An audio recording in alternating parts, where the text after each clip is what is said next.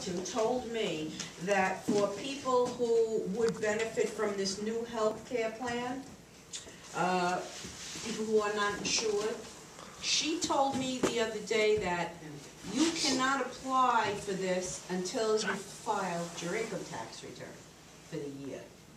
So I just wanted to say to the people, maybe you know more about it, that, you know, think of those circumstances. You're depending on the federal government, who is slow as you know what. So now she first has to file her tax return in April when she needs insurance now for illness. And then after she does that, you know how long the government's going to take, and then she has to get her application, and they have to review all that.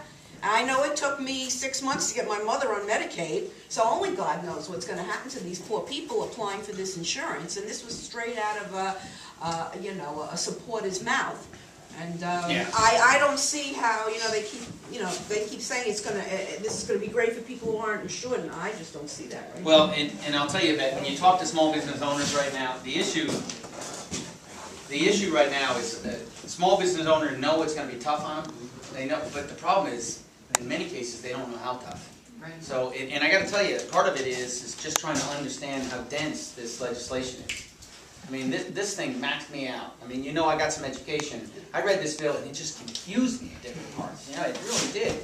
And the other piece of this is that there are so many times when the law says, as determined by the board, as determined by the commission. Now, that's because there's a couple dozen new boards and commissions that are going to come into existence that are going to be involved in this new bill. And that's why small business is concerned about, because how do you know what the board's going to say? How do you know what the commission's going to say? So remember when I mentioned that the reason why we have so much capital frozen and the reason why we're struggling is because we have a hostile and uncertain environment. The uncertainty, I kind of sketched out for you the hostility. The uncertainty comes from several reasons. Actually a myriad of reasons, but several that sort of generalize. One of them is this healthcare bill. Is that there are a lot of companies right now that are holding on to capital because they know this bill is going to be bad, but they're not quite sure how bad.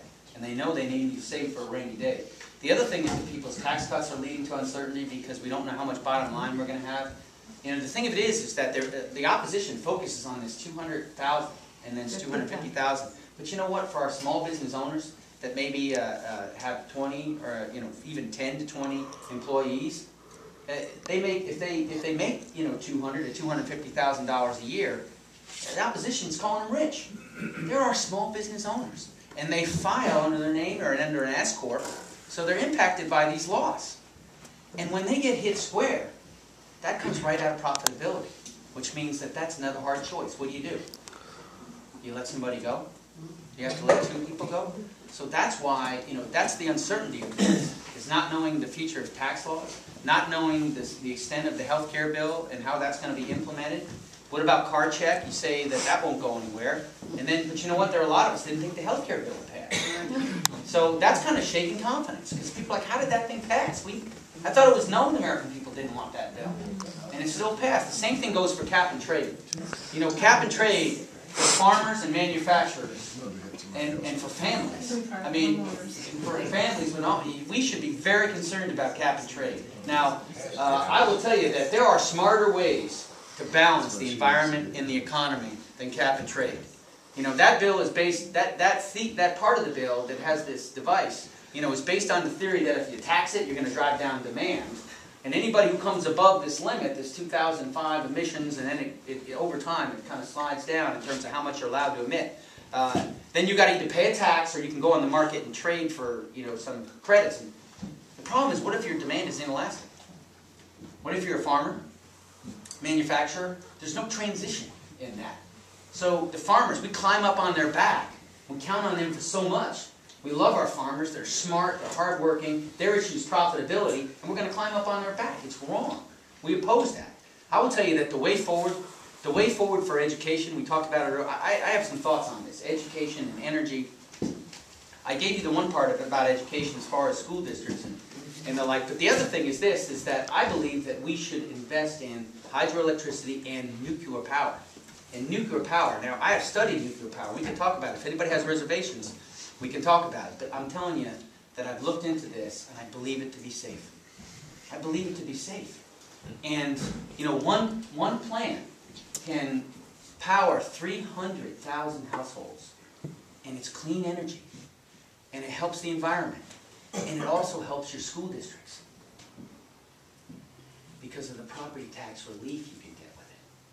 Right now, we're under stress because of these property taxes. And we got gimmicks coming out of Washington, D.C. about our own money that we send to Washington, D.C. You know, my opponent and I had this thing back and forth a couple months ago. You know, Washington, D.C. money coming for property tax relief. That's tax and non-tax. That's already our money we sent down there. How could that be a winning proposition? Because we know we got to discount it because we get 80 cents back at best. That's not the way to do it. But you know, nuclear power could be that way. We get that plant, and it's safe, and we can reprocess, and we can power our homes with clean energy, and we can get property tax relief from that too, and that can help the relief on our school districts. So, I know that was more than you wanted to hear there, but I had a chance. I was on a roll.